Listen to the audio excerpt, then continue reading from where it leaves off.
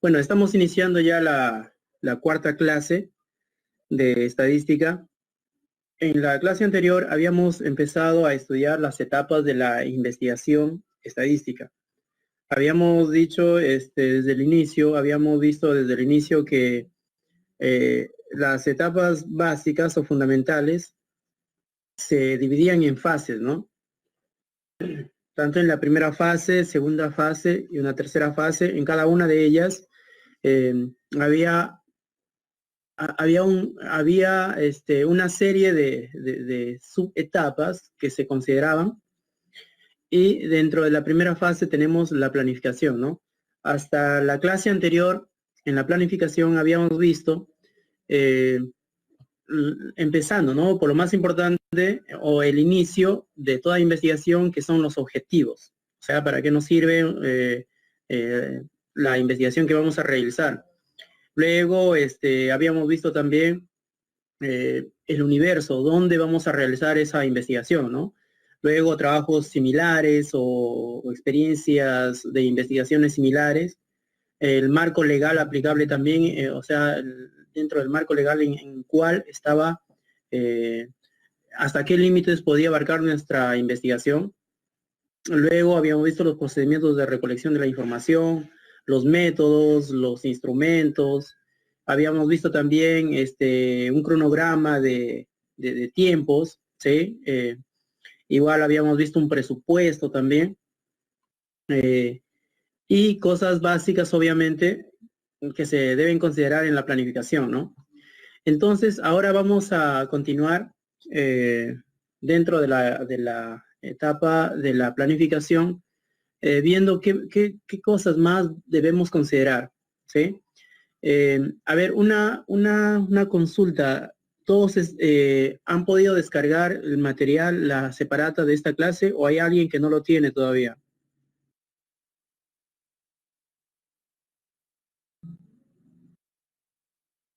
Muy bien, Milagritos. Melissa, no lo tienes, Melissa. Está en la plataforma, pero, o en todo caso también les voy a pasar al grupo de WhatsApp que tienen, sí, a los que de repente tienen dificultades en descargar las separatas o la información de la plataforma, ya sea por problemas de internet o muchos motivos, ¿no?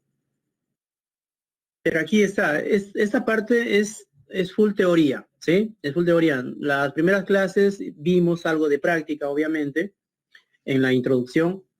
Aquí es teoría, ¿sí? Obviamente vamos a ir viendo también ya cómo, qué consideramos, ¿no? ¿Qué consideramos, algunas herramientas, algunos términos que hemos utilizado hasta ahora? También vamos a ir repitiendo hasta en esta etapa de la investigación estadística. Muy bien, a ver, vamos a continuar entonces en la planificación, ¿sí? Habíamos visto, les había dicho anteriormente, o sea, vamos a considerar qué vamos a muestrear, ¿no? En el marco de muestreo, cómo vamos a realizar nuestro muestreo. Hay dos formas, ¿sí? Hay una mediante el azar, puede ser, o mediante también probabilidades, ¿no? O sea, considerando cuáles son las probabilidades de que nosotros, al seleccionar la muestra, estemos recogiendo la información de la mayoría de la población, o sea, de la mayoría del conjunto de elementos o de individuos del universo dentro del cual estamos realizando la investigación. En un ejemplo en el que habíamos visto desde el inicio, ¿sí? Habíamos puesto como ejemplo la investigación para ver los hogares particulares, ¿sí? Que existen en un determinado lugar, ¿no? Entonces acá en el ejemplo está la unidad a investigar cuáles son los hogares particulares, ¿no? Las unidades de observación, o sea, dónde se va a investigar, va a ser en las viviendas, ¿sí? Y La unidad de muestreo, obviamente, van a ser las viviendas, ¿no? Porque dentro de las viviendas, obviamente, ahí vamos a encontrar a las familias u hogares particulares. Por ejemplo, aquí considera que en las viviendas no siempre vamos a encontrar a las unidades que vamos a investigar, en este caso a las familias, ¿no? Porque pueden haber viviendas deshabitadas o puede ser que en algunas viviendas, obviamente esto ocurre, exista más de un hogar, ¿no? Más de una familia. Entonces, ahí se va a tener que considerar esto también, que, o sea, dentro de la selección que hagamos de esos hogares, para este ejemplo, ¿sí? Dentro de la selección que hagamos, entonces, vamos a tener en cuenta, vamos a tomar en cuenta que pueden ocurrir estos casos, ¿no? Lo que mencioné, que puede ser que hayan viviendas deshabitadas o puede ser que hayan viviendas en el cual exista más de una familia, más de un hogar, ¿no? Bueno, algunas propiedades que se debe considerar para tomar una muestra debe ser la completitud. ¿A qué se refiere esto? O sea, que debe tener las muestras la mayoría de las características, ¿sí?, de toda la población en la cual estamos realizando la investigación. Otro, la actualización. O sea, la actualización quiere decir que tiene que ser datos del momento, ¿no? ¿Sí? Lo más cercano posible al momento. Depuración de posibles duplicaciones. Obviamente, esto ocurre también que por tomar al azar de repente las muestras, se puede haber tomado 2 o más veces la misma muestra, ¿no? No inclusión de unidades extrañas. O sea, aquí se debe considerar, obviamente, que si estamos seleccionando una determinada característica de la muestra, ¿sí? Entonces no debemos incluir otras muestras que tengan otras características, ¿no? Que estén alejadas de nuestro objetivo de investigación. Por ejemplo, ¿qué más también? La inclusión de datos, la inclusión de información auxiliar para la estratificación. Para la estratificación, esto se refiere a que cuando nosotros obtengamos la información, nosotros lo vamos a seleccionar, ¿sí? Por categorías, o sea, ahí va a haber información que es más relevante que otra.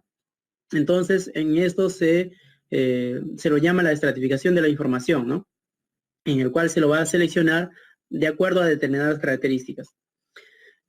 Fácil acceso, o sea, lo que debemos tener, la información, debe ser de fácil accesibilidad, ¿no? Lo más fácil ahora es mantener o tener los datos, la información en medios magnéticos, ¿no? Puede ser en un USB, en una computadora, etc.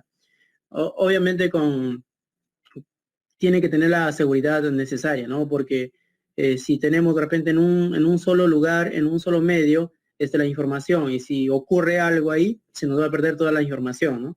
Entonces se tiene que tener por duplicado o también tener en cuenta, obviamente, que puede ocurrir averías, extravíos de la información, etc. El diseño muestral.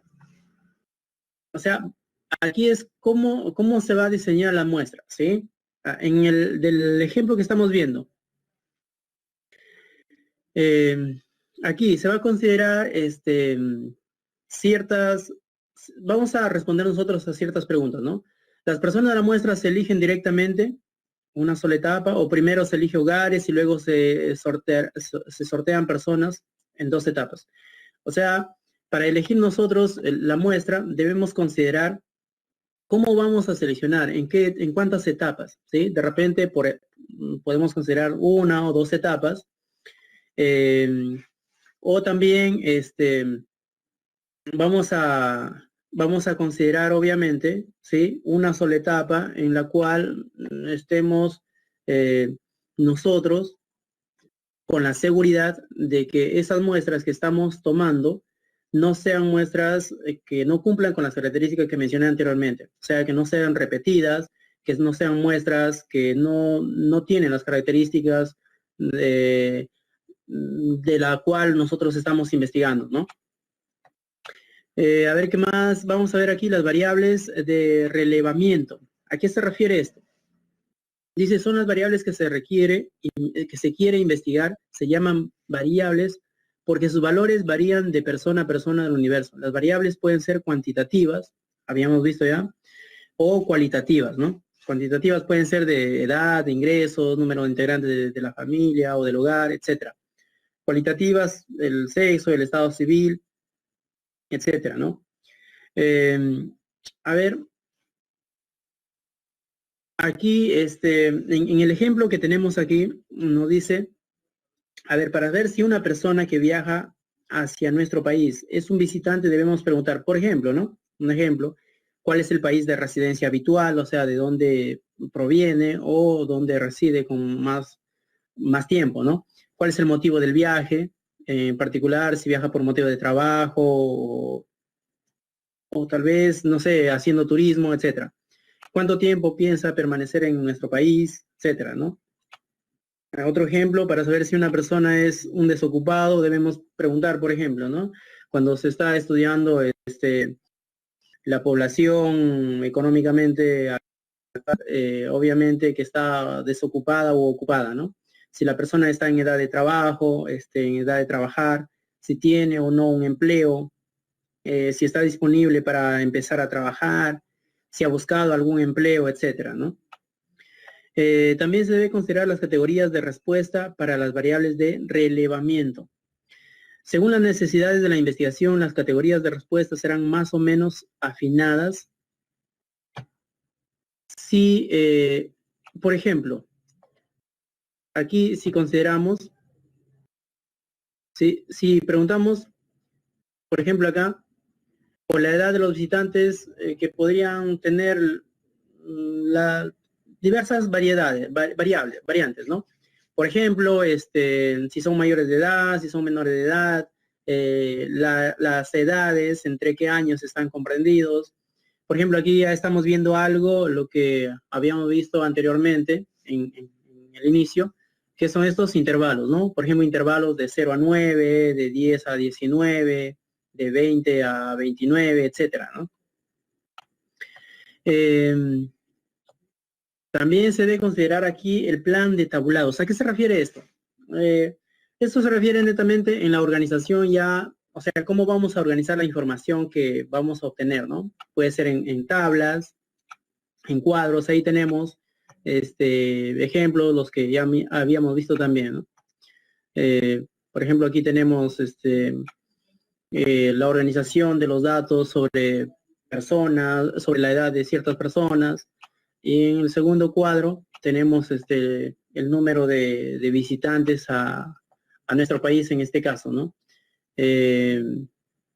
Obviamente considerando otras variables también, como son, si son varones o son mujeres, etcétera, ¿no? Luego vamos a considerar también el cuestionario. Aquí ya estamos entrando un poquito más a diseñar ya las preguntas, ¿sí? A diseñar las preguntas que vamos a realizar, que queremos nosotros averiguar, ¿no? Entonces, el cuestionario tiene que ver, obviamente, primero, tiene que centrarse principalmente en los objetivos de la investigación, ¿sí? O sea, las preguntas del cuestionario van a responder al objetivo o a los objetivos de la investigación que estamos realizando. Aquí se debe considerar, obviamente, las características del informante, o sea, las características de la variable, de la muestra a estudiar en este caso, el tiempo que se va a necesitar también, el método de recolección, el procedimiento de recolección, etcétera, ¿no? Habíamos visto anteriormente también las formas de proceder, cómo recogemos la información de un cuestionario, ¿no? Puede ser a través de entrega personal o a través de preguntas, de manera directa o por escrito, etcétera. Los aspectos formales que se deben considerar en el diseño del cuestionario son, por ejemplo, la forma, el tamaño, la calidad del papel, el tipo de impresión, el color de la impresión, etcétera, ¿no? Son cosas básicas ya, obviamente, que todos, creo que hasta ahora, si no hemos sido objeto de investigación, al menos hemos visto un cuestionario, lo más típico, lo más cercano, ustedes recuerden seguramente, son los censos nacionales que se han realizado, ¿no? Son cuestionarios, algunos un poco amplios, tediosos en este caso, para los que están realizando la encuesta, pero están muy bien organizados, ¿no? Están respondiendo a todas las preguntas de los objetivos del estudio, ¿no? Ahí tenemos la calidad del papel, el tipo de impresión, el color de la impresión, del papel, etcétera. Sí, esos son más o menos la forma, ¿no? O sea, como la forma del medio en el cual se va a presentar el cuestionario.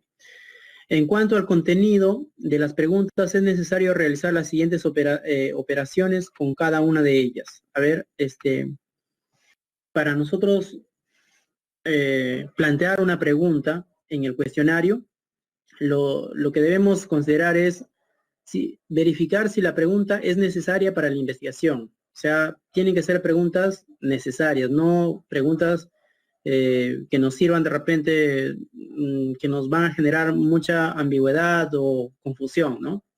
Verificar si es necesario incluir preguntas previas o acercar al informante un marco de referencia.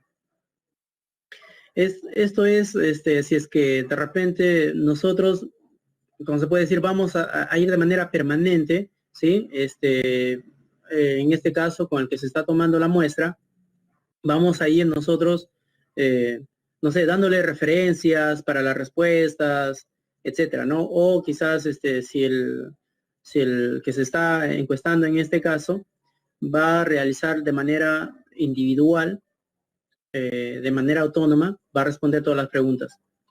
Analizar si todos los posibles entrevistados estarán en condiciones de entender lo que se pregunta.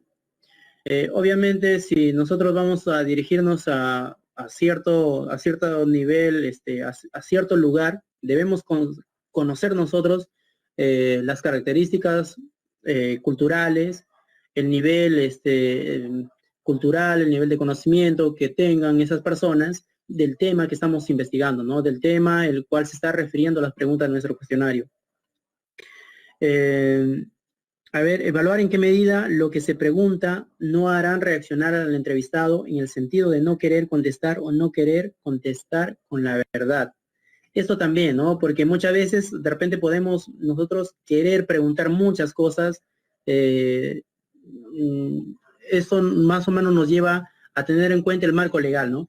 Si nosotros queremos plantear ciertas preguntas en un cuestionario, estas no deben de repente generar incomodidad, no deben generar malestar en el entrevistado, en este caso, el cual, en caso ocurriera, obviamente le va a conllevar quizás a responder de manera errónea o no responder con la verdad las preguntas que se le está realizando, ¿no? Las preguntas se pueden clasificar en dos categorías, dependiendo de si las alternativas de respuesta se incluyen o no en el mismo cuestionario. Se denominan preguntas cerradas o estructuradas aquellas que admiten un número pequeño y conocido de respuestas. Esas son las preguntas cerradas y las preguntas abiertas, ¿no? Las preguntas cerradas son obviamente las preguntas que solamente van a tener una respuesta, ¿sí? Única, ¿no? Las preguntas abiertas, pues, son las que pueden, de acuerdo al entrevistado en este caso, la pregunta de repente va a tener una interpretación distinta y por ende va a responder de manera distinta al de otro entrevistado, ¿no? Eso es, a ver, por ejemplo, aquí, en algunas preguntas que se den en un cuestionario, por ejemplo, ¿cuántos años cumplió en su último cumpleaños? Es una pregunta abierta, ¿no? ¿Cuál es su estado civil? Si es una pregunta cerrada. Aquí tenemos algunas preguntas también, ejemplo de preguntas guías, por ejemplo, la edad en años, el estado civil, ¿sí? Aquí vamos a ver un ejemplo en el cual nos ilustra acerca de las variantes que se puede utilizar en la redacción de una pregunta, ¿no?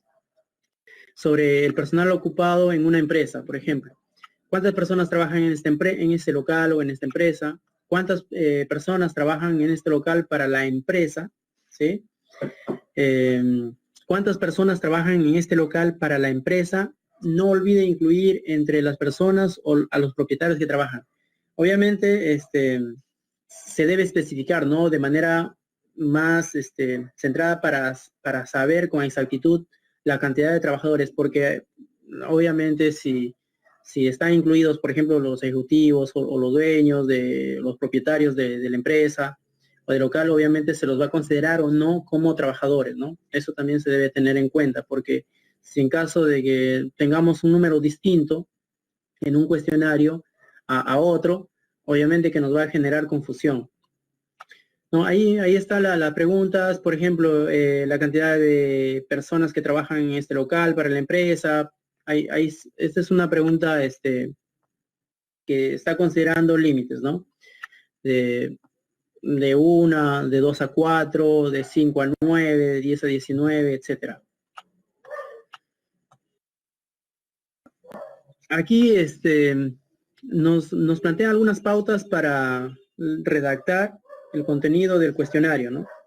Dice incluir solamente preguntas que sean estrictamente necesarias para satisfacer el objetivo. Ya lo dijimos, ¿no? No tienen que ser preguntas que nos lleven a confusión, a confundirnos, ¿no? Establecer controles de consistencia en las respuestas del informante. Individualizar al informante se utiliza cuando se necesita volver donde el informante para aclarar algún error u omisión. Es un trabajo tedioso, ¿no? Pero si en caso de que tengamos alguna pregunta, algunas respuestas de repente confusas, tenemos nosotros que aclarar, ¿no? Porque si vamos a llevar eso a procesar en nuestros datos, obviamente que esa información nos puede generar mayores errores en el futuro, ¿no? Un cuestionario no es mejor que otro por ser más completo o extenso. Por el contrario, es mejor cuando más conciso. O sea, cuando las preguntas son más concisas, ¿no? Cuando nos responden a nuestros objetivos esas preguntas. Incluir preguntas para las cuales se espera que el informante recuerde o tenga registrada la respuesta. Evitar la inclusión de preguntas que obligan al informante a efectuar cálculos en los cuales pueda cometer errores. Las preguntas deben ser redactadas de acuerdo al nivel del informante. Ya lo dijimos, ¿no? De acuerdo a su nivel cultural, al nivel de conocimiento del lenguaje o del tema que estamos investigando, ¿no? Evitar el uso de palabras que admitan diferentes interpretaciones. Las expresiones bueno, regular o malo, alto o bajo, grande o pequeño, temporal o permanente, pueden ser utilizadas uniformemente, ¿no? Por todos. En este caso, obviamente si se considera intervalos de validez de estos términos, de estas palabras, obviamente se van a tener en cuenta esta terminología, ¿no? Emplear en la redacción de las preguntas una forma clara y directa.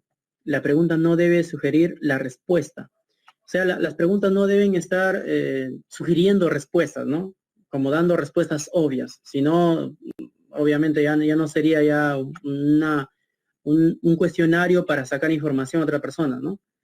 Recomendaciones en la relación con el formato del cuestionario. Adoptar para el cuestionario el formato del librillo, en este caso cuadernillos, en el cual puede tener muchas hojas, dejar espacio suficiente para registrar las respuestas, numerar las respuestas, no cortar las preguntas como consecuencia del cambio de página. Es importante también porque esto puede llevar a una confusión al entrevistado. Incluir instrucciones expresas para las preguntas, filtro. Hay preguntas que nos pueden conllevar a responder otra pregunta, ¿no? Un ejemplo aquí, lo que dice, si la respuesta es no, pasar a la pregunta tal, a la pregunta 48, ¿no? Son preguntas que están relacionadas, ¿no? Precodificar la respuesta de las preguntas cerradas. Es lo que estuvimos viendo anteriormente. Por ejemplo, de las preguntas que estamos viendo, la edad en que varía o el número de trabajadores de un determinado local, una empresa, de 5 a 9 trabajadores, se codifica, ¿no? Se codifica como 1, como 3, como 4, etcétera. A ver, ¿qué más vamos a considerar? Se detallan los elementos los elementos que no deben faltar en un cuestionario. Lo que siempre debe estar presente, ¿sí?, en el cuestionario, obviamente, como dije, las preguntas principalmente responden a los objetivos, ¿sí? Luego, esas preguntas deben estar relacionadas con el contexto del entrevistado, en este caso. Por ejemplo, bueno, lo que lleva como toda información, obviamente, ¿no? Nombre de la institución que realiza la investigación, denominación de la encuesta, o sea, para qué se está realizando esa encuesta, ¿no? O un nombre de la encuesta, ¿no? Señalar la fecha o periodo de referencia, la fecha en cuanto se ha obtenido esa información, indicar brevemente por qué se realiza la encuesta, hacer referencia a la normativa legal. Nuevamente estamos recordando aquí, identificación del informante, identificación del cuestionario, identificación del encuestador, del supervisor y si corresponde del codificador, del crítico y del digitador. Dejar espacio para observaciones, ¿sí? O sea, tiene que tener toda la información necesaria, la cual genere confianza también, en este caso, al entrevistado, para que así, de esta forma, pues obviamente, en el momento que responda a las preguntas del cuestionario, lo haga con toda sinceridad, ¿no? Aquí tenemos también el manual del observador, del encuestador. El encuestador, obviamente, tiene, aparte de la capacitación, obviamente, tiene que llevar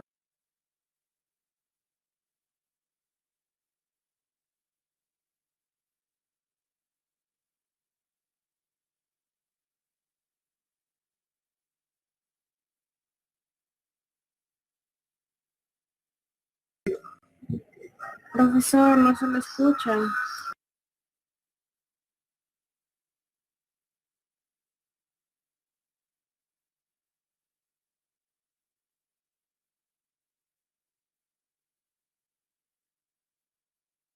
de repente alguna terminología que no está, alguna terminología que no le entiende muy bien, o el Profesor, encuestado, en este caso, pregunta. A ver, Rachel, disculpa, sí. no se le escucha en el enlace, podría repetir porque parece que su audio se fue de usted. Ya, a ver. Repito nuevamente, le decía en el manual del encuestador. Ahora sí, ¿me escuchan? Ahora sí, profesor. Correcto. Decía, el encuestador en este caso debe llevar consigo un manual, ¿no? Debe llevar consigo su manual en el cual le va a servir de respaldo ante cualquier emergencia que tenga, en caso de que el entrevistado, en este caso, pregunte algunos temas y por muchas razones olvida de repente el encuestador. Va a consultar a este manual, ¿no? En el cual, obviamente, lo que decía, su información básica, lo que debe tener es su caracterización de la encuesta, su organización de la encuesta, sus funciones del encuestador, sus definiciones viene a ser a terminología, el cual va a utilizar de manera permanente, y en caso de que el entrevistado, en este caso, pregunte que no entiende un término, entonces él va a recurrir, si es que no da respuesta de manera inmediata, va a recurrir a su manual, ¿no? Las recomendaciones para la entrevista, normas para el llenado de los cuestionarios, los casos especiales, por ejemplo, el relacionamiento con otras personas de la encuesta, supervisor, encuestados, críticos, etcétera, ¿no? Las funciones del encuestador deben estar de manera clara y precisa, bien identificado, ¿no? Para que no confunda, obviamente, su trabajo, y de esta manera de repente vaya a mezclar la información, porque puede ser que el encuestador, en este caso, obvie sus funciones y esté realizando una labor que no se le ha asignado, ¿no? Entonces, esto puede conllevar también a un error en el cálculo final de los datos, ¿no? Ubicar al entrevistado, informante, calificado, en este caso, es ubicar de manera geográfica, ¿no? Donde, por ejemplo, en las encuestas que han realizado de los censos, tenían, seguramente se han dado cuenta algunos, tenían GPS incluso, tenían datos de referenciación, ¿no? De georreferenciación en este caso, para ubicar de manera exacta los lugares, los hogares en este caso, en dónde están ubicados. registrar datos sobre la unidad de muestreo y el entrevistado, motivar al entrevistado a participar de la encuesta. Obviamente tiene que llegar al entrevistado en este caso para que de esta manera obviamente el entrevistado se sienta con confianza y pueda responder de manera óptima, ¿no? Leer las preguntas, aclarar las dudas, registrar las respuestas, verificar la adecuación de las respuestas a las preguntas, verificar la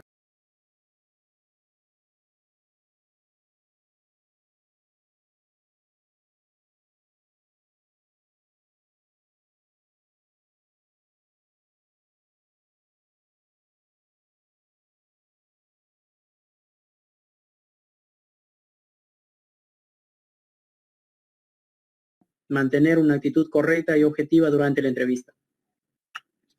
Ya, obviamente, un trabajo completo tiene que tener su supervisor también, ¿no? Y el supervisor también, obviamente, tiene sus funciones, ¿no? Igual que el encuestador, obviamente el supervisor va a estar de manera permanente coordinando y trabajando con los encuestadores en este caso, y va a llevar su manual también el supervisor, ¿no? El cual debe contener, nos dice acá, la caracterización de la encuesta, o sea, cuál es la característica principal de la encuesta, la organización de la encuesta, las funciones del supervisor, las definiciones igual, las normas para la supervisión técnica, las normas para el control administrativo, casos especiales, relacionamiento con otras personas de la encuesta. Aquí lo decía obviamente con el encuestador, o puede ser con el digitador, o muchas veces se utiliza también, por ejemplo, el INEI, cuando realiza sus trabajos, se utiliza muchísimo ingenieros informáticos, ¿no? Para poder digitalizar y generar las bases de datos, obviamente, para que en el momento que obtienen o llegan con la información, ya no estén creando de cada lugar, de cada centro de encuestados, obviamente, una base de datos distinta, ¿no? Si no tienen una única base de datos, y obviamente como las respuestas ya se alinean a cierta característica, entonces ya no les va a generar problemas para el momento de procesar los datos. Ahora, el tamaño de la muestra. Obviamente el tamaño tiene que ver muchísimo también con la confiabilidad de los datos que se van a obtener, ¿no? Para determinar el tamaño de la muestra en una investigación estadística se sigue habitualmente uno de los dos procedimientos siguientes, a partir de la precisión y seguridad deseadas y a partir del presupuesto. Obviamente el tamaño de la muestra se toma en cuenta teniendo estas características, ¿no? Si nosotros queremos tener obviamente mayor precisión, entonces vamos a tener más muestras, más cantidad de muestras, y ello requiere de mayor gasto, ¿no? Entonces debemos tener un mayor presupuesto también. Aquí en el segundo caso, vamos a ver aquí, para nosotros considerar más o menos el tamaño de muestra que vamos a tener, vamos a utilizar una pequeña inecuación, el cual va a estar relacionado, ¿no? Los costos de la investigación y el costo variable de cada encuesta, ¿no? En el cual nos dice que el costo fijo de la investigación más el costo variable unitario de cada encuesta, o sea, el costo de cada material, de cada lugar que sea encuestado, obviamente, multiplicado por el tamaño de la muestra, ¿sí? En este caso, debe de ser menor de qué? De nuestro presupuesto, menor o igual al presupuesto, ¿no? Presupuesto general que tengamos, ¿no? Porque si en caso estos gastos superan, son mayores al presupuesto general que tengamos, obviamente, entonces no vamos a poder realizar de manera óptima el trabajo, ¿no? Bueno, aquí resolviendo la inecuación, lo que tenemos es a considerar el número máximo de encuestas a realizar para un presupuesto que se tenga, ¿no? Elementos que inciden en el tamaño de la muestra: el tiempo y recursos disponibles, el diseño muestral por el que se ha optado, los niveles de desagregación deseados, las variables de la población, la precisión y seguridad deseados.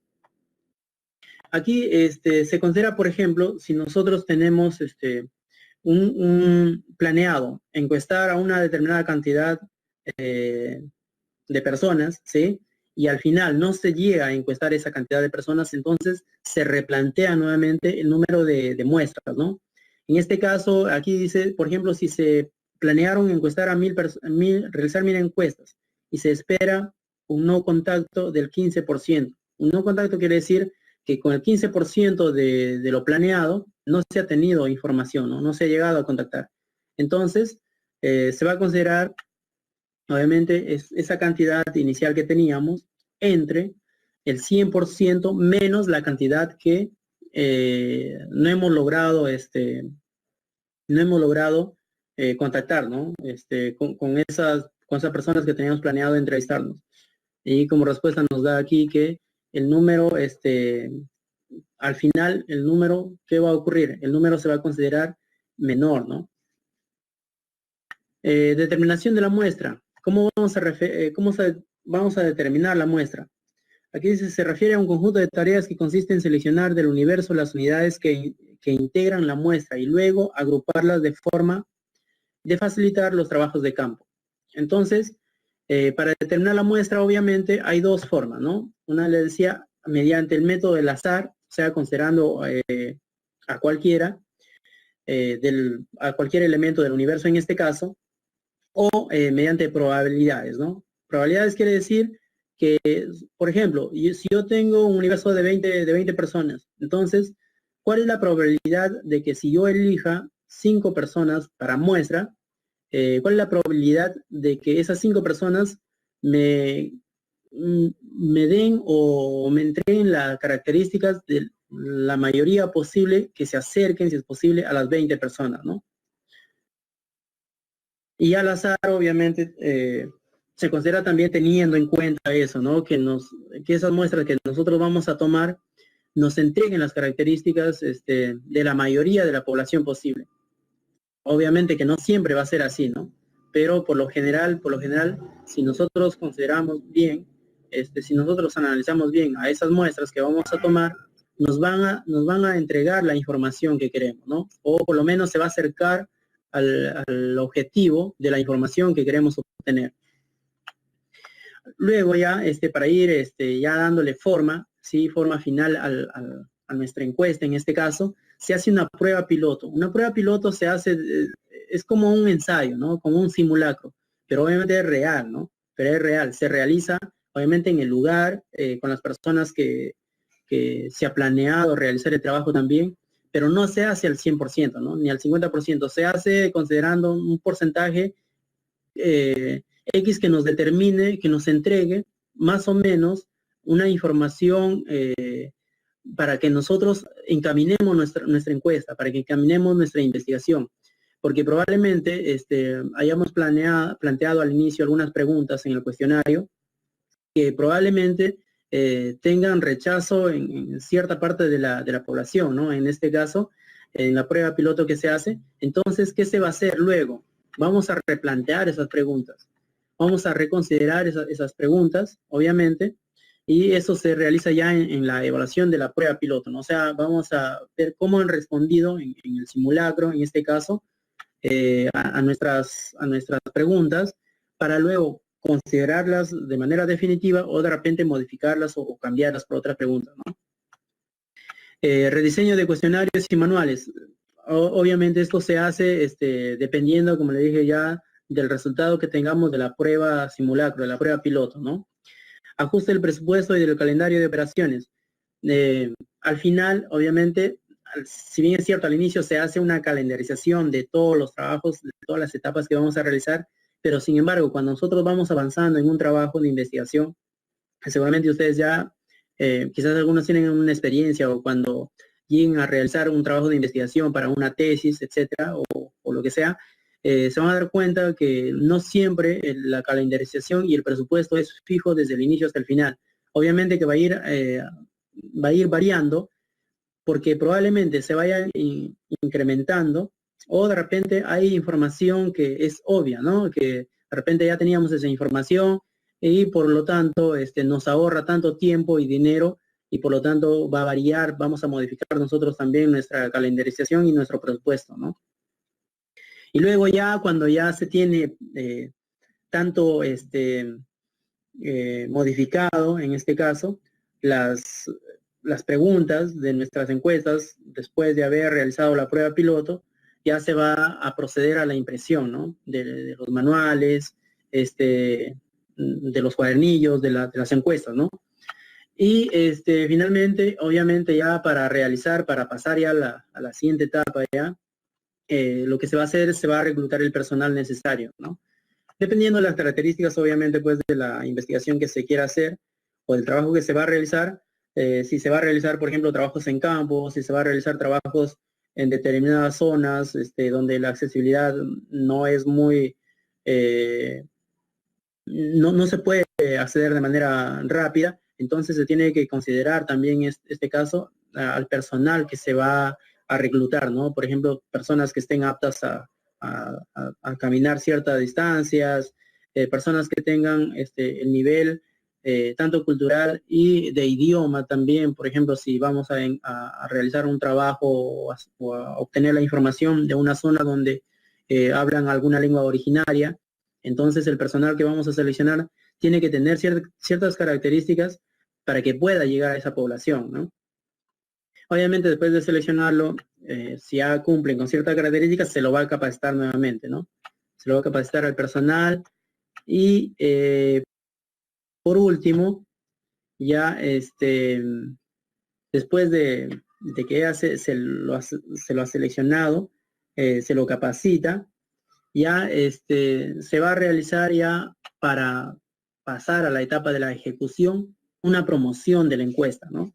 Una promoción quiere decir una pequeña difusión, por ejemplo, para los censos nacionales. Antes había una promoción, una publicación, ¿no? En los medios de comunicación, que tal día no se muevan de su casa, que se va a obtener, se va a realizar cierto trabajo, ¿no? Igual, todo trabajo, ¿no? Para que la población ya tenga cierto conocimiento también y sepa qué responder, ¿no? Esto es, por ejemplo, los trabajos que hacen también en las encuestadoras en las campañas electorales, ¿no? Ya se sabe, por eso los medios de comunicación juegan un papel importantísimo en esto, porque de alguna manera los medios de comunicación como que moldean ya la ideología del encuestado en este caso, y ya va a responder de manera más rápida, ¿no? Ya tiene respuestas ya casi elaboradas para determinadas preguntas. Bueno, y eso es todo lo que se debe considerar en la etapa de la planificación. Como ustedes ven, es muy amplia, es muy amplia esta etapa, definitivamente, pero importante, ¿no? Pero importante porque aquí es donde se realiza, obviamente, prácticamente el trabajo en gabinete, ¿no? Porque el trabajo en campo es como la corroboración ya del trabajo de gabinete que se ha hecho al inicio, obviamente. Cuando se sale al campo ya no se debe tener dudas, ¿no? De ciertas preguntas, de repente de cambiar cierta pregunta en el momento de realizarlo, no, definitivamente esto se tiene que hacer todo ya en la planificación. En el momento que se sale a realizar el trabajo de campo, ya está todo claro, ¿no? Está todo claro. Puede ser que vaya a variar de repente un poco el tiempo, pero es mínimo, ¿no? Tiempo y presupuesto, pero es mínimo. Pero el tema de la forma, del contenido, del trabajo de investigación que se está realizando ya no debe cambiarse, ¿no? Muy bien, entonces esta etapa es muy amplia, como les decía, nos faltan 3 etapas más en la siguiente clase. Vamos a tratar de hacer, son más cortas ya la etapa de la recolección y el procesamiento de la información. Obviamente ya es un poco más práctico, entonces ya no es mucha teoría, ¿no? Porque obviamente ahí se realiza ya no solamente considerando las herramientas que conocemos, ¿no? Se utiliza software para procesar de manera más rápida la información. Entonces, ya esas etapas ya son más cortas, más simples, ¿no? No sé si tienen alguna consulta. Pueden ustedes verificar el material, pueden consultar de repente alguna terminología que quizás no ha quedado claro. Obviamente es largo el tema, como les decía, pero es necesario, ¿no? Es necesario saber porque aquí nosotros lo que estamos haciendo es considerando todas las etapas que debe tener un trabajo netamente formal, ¿no? Un trabajo de investigación. porque cuando ustedes salgan a realizar un trabajo profesional, obviamente no se va a hacer a medias, ¿no? Se tiene que tener en cuenta muchas cosas, como ustedes han visto, el tema legal, el tema de cultura, del lugar a veces donde se va a realizar los trabajos y muchas cosas más, ¿no?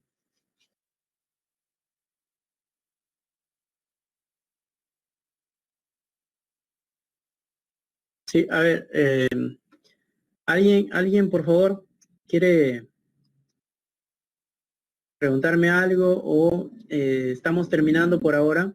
Sí, esta primera fase, si no tienen accesibilidad al material, ya les decía, avíseme, yo voy a colgar esto en su grupo de WhatsApp que tienen también.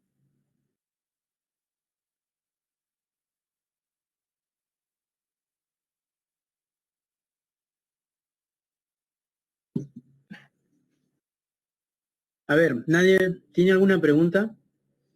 Rachel, Milagritos, Melissa, Karen, Jimmy.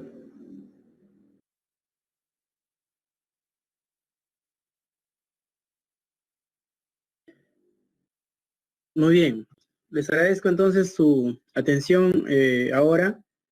Y por favor, no olviden de leer nuevamente estos temas, este material, porque les decía, cuando realicemos los trabajos de investigación que van a realizar ustedes lo van a hacer de manera individual, ¿no?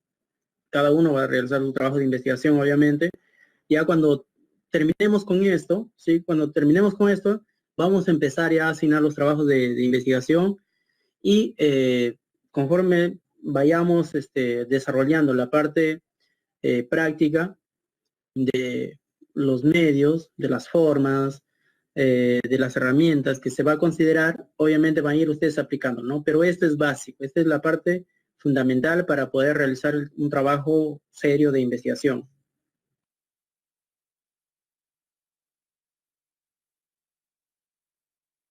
No es difícil, no se ve difícil, simplemente parece tedioso o cansado, pero es muy simple. Solamente, obviamente los trabajos que vamos a realizar, va a ser trabajos muy simples, pequeños. Lo importante es que cumplan con estas condiciones, ¿no? Que tengan la forma, ¿no? Por ejemplo, si se realiza una encuesta, no sé, si van a realizar un cuestionario de unas 5 a 10 preguntas, unas 15 preguntas, etcétera, ¿no?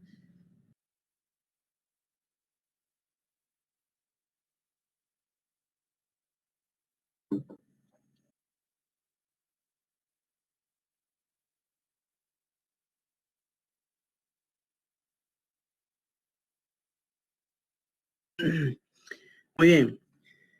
Les agradezco nuevamente entonces. Y bueno, estamos en comunicación para ver algunas dudas. Y en la próxima clase voy a tratar de resumir las dos fases siguientes, tanto la recolección de información ya, o sea, el trabajo de campo, el procesamiento también. Son simples ya, son más cortitos. Y luego, obviamente, después de realizar el procesamiento de la información, tiene que haber una publicación, ¿no? De la información, la publicación de los resultados finales. Muy bien, gracias entonces a todos y buenas noches con todos.